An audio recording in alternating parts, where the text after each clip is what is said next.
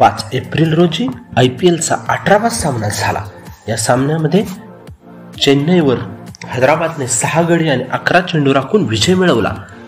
यामुळे या हैदराबादच्या विजयामुळे पॉइंट्स टेबलमध्ये जी खळबळ माजलेली आहे, त्यामुळे दोन संघांना प्लेऑफमधून बाहेर जाण्याची शक्यता आहे आणि दोन संघांचं खूप मोठं नुकसान झालेलं आहे।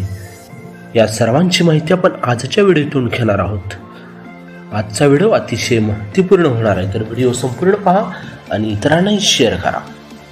पॉइंट्स टेबल पाहत असताना सर्वात तळाला म्हणजे 10व्या क्रमांकावरती जो संघ आहे तो म्हणजे मुंबईचा संघ आहे। मुंबईच्या संघानं आतापर्यंत 3 सामने खेळलेले आहेत, त्यामध्ये त्यांचा एकही विजय झालेला नाही। त्यांचे 3ही पराभव झालेले आहेत। त्यांचा नेट रन रेट हा -1.423 आहे। त्यांनी गुण आहेत 0, त्यामुळे त्यांच्या प्लेऑफमध्ये जाण्याची शक्यता खूपच कमी वाटते, कारण त्यांना 11 पैकी 8 सामने जिंकावे लागतील तरच ते प्लेऑफमध्ये जाऊ शकतात। त्यानंतर 9व्या क्रमांकाचा संघ आहे तो म्हणजे ऋषभ पंतचा दिल्लीचा।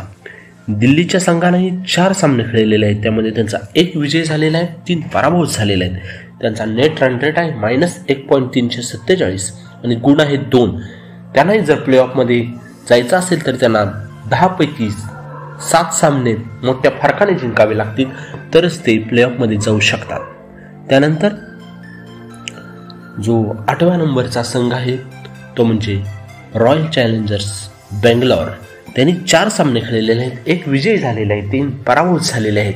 त्यांचा नेट रन रेट आहे -0.876 आणि गुण आहेत 2। त्यांना सुद्धा 10 पैकी 7 सामने मोठ्या फरकाने जिंकावे लागतील तरच ते प्लेऑफमध्ये जाऊ शकतात। त्यानंतर 7व्या क्रमांकाचा संघ आहे म्हणजे शुभमन गिलचा गुजरात टायटन्स। गुजरात टायटन्सने 4 सामने खेळलेले आहेत, 2 विजय झालेले आहेत, 2 पराभव झालेले आहेत। त्यांचा नेट रन रेट आहे -0.580, गुण आहेत 4। त्यांना सुद्धा प्लेऑफमध्ये जाण्यासाठी 10 पैकी 6 सामने मोठ्या फरकाने जिंकावे लागतील तरच ते प्लेऑफमध्ये जाऊ शकतात।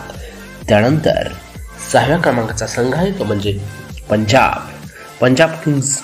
यांनी 4 सामने खेळलेले आहेत, त्यामध्ये त्यांनी 2 विजय मिळवलेले आहेत, 2 पराभव झालेले आहेत। त्यांचा नेट रन रेट आहे -0.220 आणि गुण आहेत 4। त्यांनाही 10 पैकी 6 सामने मोठ्या फरकाने जिंकावे लागतील तरच ते प्लेऑफमध्ये जाऊ शकतात। त्यानंतर 5व्या क्रमांकाचा संघ आहे म्हणजे हैदराबादचा आजच्या विजयामुळे खूप मोठा फायदा झालेला आहे। ते 7व्या क्रमांकावरून 5व्या क्रमांकावरती गेलेले आहेत। त्यांनी 4 सामने खेळलेले आहेत, त्यांनी 2 विजय 2 पराभव झालेले आहेत। त्यांचा नेट रन रेट आहे +0.409, 4 गुण आहेत। त्यांना 10 पैकी 5 सामने मोठ्या फरकाने जिंकावे लागतील तरच ते क्वालिफाय होऊ शकतात। त्यानंतर 4थ्या क्रमांकाचा संघ आहे तो म्हणजे लखनौनं 3 सामन्यामध्ये 2 विजय मिळवलेला आहे, 1 पराभव झालेला आहे। त्यांचा नेट रन रेट +0.483 आहे, तर त्यांचे 4 गुण आहेत। त्यांना अजून 11 सामने खेळलेले आहेत, त्यापैकी त्यांना 5 सामने जिंकावे लागतील तरच ते क्वालिफाय होऊ शकतात। त्यानंतर 3ऱ्या क्रमांकाचा संघ आहे तो म्हणजे चेन्नई सुपर किंगनं 4 सामने खेळलेले आहेत, 2 विजय मिळवलेले आहेत, 2 पराभव झालेले आहेत। त्यांचा नेट रन रेट अतिशय उत्तम आहे, त्यांचा +0.517 आहे। त्यांचे गुण आहेत 4। अजून त्यांचे 10 सामने होणार आहेत, त्यामध्ये त्यांनी 5 सामने जरी जिंकले तरी ते क्वालिफाय होऊ शकतात। त्यानंतर 2ऱ्या क्रमांकाचा संघ आहे तो म्हणजे राजस्थान रॉयल्स। अतिशय तगडा असा त्यांचा नेट रन रेट आहे, त्यांनी 3 सामने खेळलेले आहेत, 3 विजय मिळवलेले आहेत, एकही पराभव झालेला नाही। त्यांचा नेट रन रेट +1.244 आहे। त्यांनी अजून त्यांचे गुण आहेत 6। अजून त्यांचे 11 सामने होणार आहेत, त्यामध्ये त्यांनी 5 सामने जरी जिंकले तरी ते प्लेऑफमध्ये जाऊ शकतात। त्यानंतर 1ल्या क्रमांकाचा संघ आहे तो म्हणजे KKR कोलकाता नाईट रायडर्स। त्यांनी 3 सामने खेळलेले आहेत, 3 विजय मिळवलेले आहेत, त्यांचे 0 पराभव झालेला आहे। त्यांचा नेट रन रेट अतिशय सर्वाधिक आहे, त्यांचा +2.518 आहे आणि गुण आहेत 6। अजून त्यांचे 11 सामने आहेत, त्यापैकी तरी 5 सामने जरी सहज जिंकले तरी ते क्वालिफाय होऊ शकतात।